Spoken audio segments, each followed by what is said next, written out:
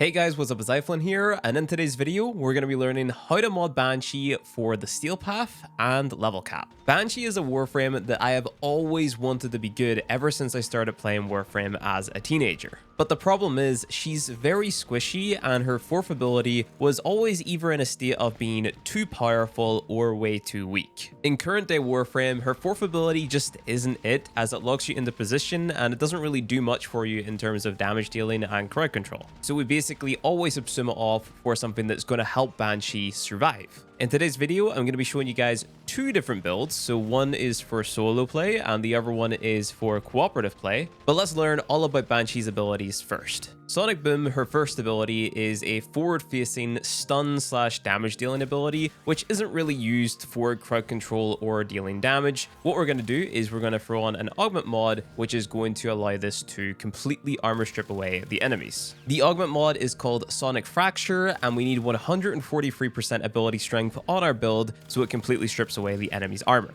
Banshee's second ability, Sonar, is her moneymaker. What this ability is going to do is it's going to let out a sonar pulse, which is going to put a mark on all of the enemies caught within its radius. It's going to randomly put a mark on a certain part of the enemy's body, which whenever you shoot it, is going to amplify the amount of damage that you deal. Now you can recast Sonar to put multiple marks on the enemies to hopefully place a mark on their weak point. Then that way you can benefit from the Sonar multiplier and also the headshot multiplier. This ability scales with duration, range, and ability strength, meaning we're going to have somewhat of a balanced build. We can also augment this ability with her resonance augment, which reads killing an enemy by shooting their weak point will trigger another sonar for 100% of the remaining duration. So we can chain spam all of the sonar marks on multiple enemies, implying we're shooting the weak points to kill the enemies. Banshee's third ability, Silence, is the best crowd control ability in the entire game. What happens with Silence is whenever you cast it and an enemy is caught within its range, they're going to go into a stunned animation. This basically just holds them in place, they get a sore head, and they're going to like kneel into themselves, and they're just not going to move. This can be paired with other crowd control abilities in the game, let's say for example M Prime, which is going to slow enemies down, meaning that these enemies are going to be stuck in this head hurting animation for longer.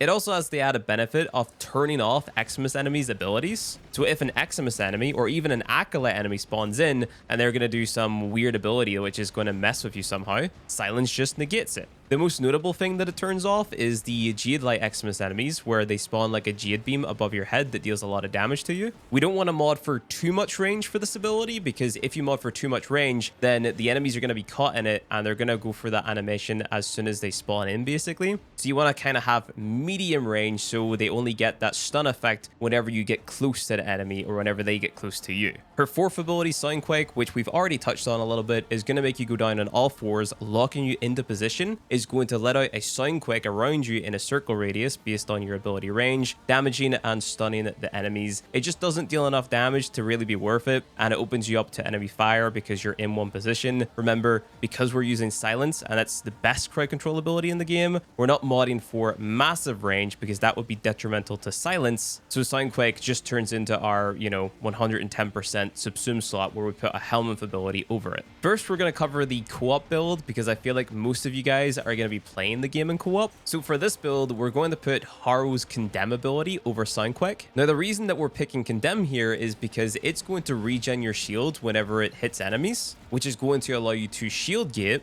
It's also going to hold the enemy still, making it easier for you to hit the sonar marks that you're applying to them. This ability is extremely spammable. You can spam it as you're shooting and just constantly regenerate your shields, making you unkillable. And honestly, that is really what Banshee needs. So this forces you into an extremely active playstyle, but that's okay. You got to keep in mind that Banshee is going to turn all of your weapons into powerhouses. There is not a weapon in this game that Banshee cannot make deal a ton of damage. Basically, all you need to do is hold left click and keep on pressing 4 and you're winning. So speaking of dealing a ton of damage, we need a ton of ability strength to make Sonar amplify our damage by a great amount. So on this build, for ability strength, I'm choosing to run Blind Rage and the Arcane Molt Augmented. That's alongside the two augment mods, Sonic Fracture and Resonance. For ability range, to benefit both Sonar and Silence, we're running Stretch. For ability duration, we're going to be rocking Prime Continuity. You can use the regular version if you don't have the primed. For energy sustain, I'm using Prime Flow and Equilibrium. In my Excellence slot, I've got Prime Sure-Footed, but you can replace this with either Power Drift or Cunning Drift. Catalyzing Shields is on here for a defensive mod, but you could go ahead and replace that with Rolling Guard if you wanted to, because we are also using Brief Respite in the aura to aid with shield gating too. So any combination of Brief Respite, Catalyzing Shield, and then Condemn to help you with shield gating, and that's going to be your survivability. I like to run Arcane Eruption on Banshee, so whenever I pick up an energy orb, the enemies are going to get knocked down, and that's just aiding in my survivability a little bit more. You can swap out this Arcane for literally anything that you want.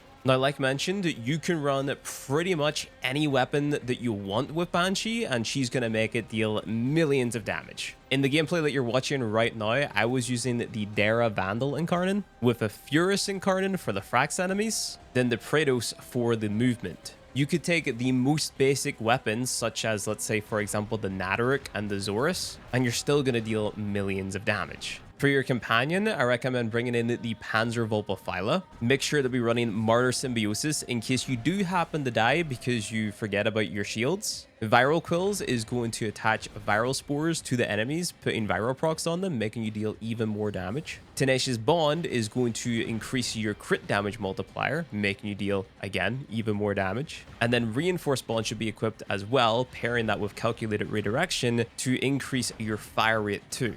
This Panzer build is a Panzer that's going to apply all those viral procs, buff you up, never die, and save you from dying. For my Archon shards on both builds, I'm running 3 Tau Forged Ability Strength shards and 2 Tau Forged Casting Speed shards. I would say that the Casting Speed shards are the most important here. The Ability Strength shards are just going to make you deal even more damage with Sonar, but the Casting Speed shards are going to speed up the casting animation of Condemn and Sonic Boom, meaning you're going to be able to shield gate quicker and also strip away the enemy's armor quicker. Being able to cast Condemn whenever you're panicking when there's a lot of enemies around is a really good deal. But let's say you want to play Banshee solo. In this solo build, instead of using Condemn over the 4th ability, we're instead using Evade from Site 09. This ability is going to turn you invisible, and you're going to be able to extend the duration of that invisibility as you're getting headshots. Now, this is kind of anti-synergistic with Sonar because Sonar is going to apply a weak point to the enemies on a random spot on their body. And unfortunately, these Sonar marks don't count as weak points to extend the duration of Evade. You still have to be hitting the enemy in the head to extend that invis duration, which means if you want the bonus damage from Sonar, you have to spam it to put that Sonar mark on the enemy's head. But that's okay, we're gonna account for that a little bit. So in the aura slot, instead of using Brief Respite, because hopefully we're not gonna have to shield yet, we're instead using Worthy Camaraderie, and this is gonna give you a bonus 75% weak point critical chance. Again, that isn't going to affect the Sonar marks, only the enemy's head.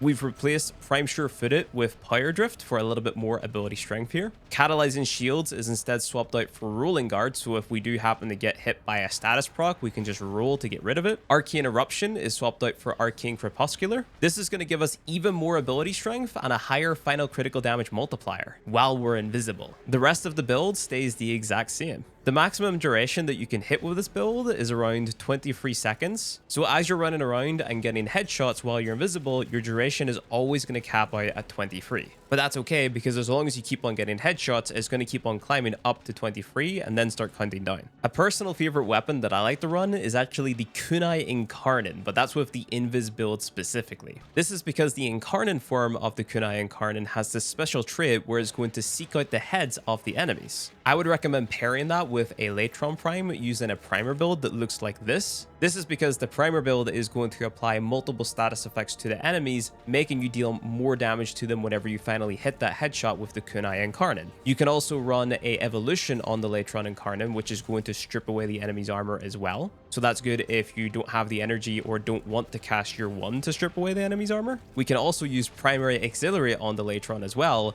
to regen our energy over time whenever we apply a impact proc. So that's really good for our energy sustain and just allowing us to spam cast our abilities. Now you have to be really careful with this Evade build, because if you let your invisibility drop, Evade is actually going to go on a cooldown. And that is really bad for Banshee because she is naturally just very squishy. So you need to be super careful while using the Evade build. You do not want to be losing the duration on your Evade. Otherwise, you're going to be a sitting duck. And that's why I recommend this only for solo. It's why we went out of our way to make an entirely different build for co-op, because everybody is going to be competing for kills while you're playing in a co-op mission, because everyone else has their own conditionals to meet too. Everybody's going to be building up to 250 kills from mod augmented. Some of our warframes have on-kill effects as well, so it's not ideal to be using this Aviad build in a co-op setting. We've got through this entire video without mentioning Banshee's passive even once. All it does is it makes all of your weapons make no noise, so if you're playing solo and you're invisible, well, the enemies aren't going to hear you shoot. So this passive does have its uses in some scenarios, but practically when we're playing a survival mission or a void cascade or something, it literally doesn't matter. It's kind of a useless passive. But anyway, guys, that is it for the video. If you enjoyed learning everything that you needed to know about Banshee, go ahead and leave a like on the video, subscribe for more Warframe content, and consider checking out another video on the channel, as that is what's going to help out the channel the most. Thank you guys for watching, and I'll see you guys in the next one.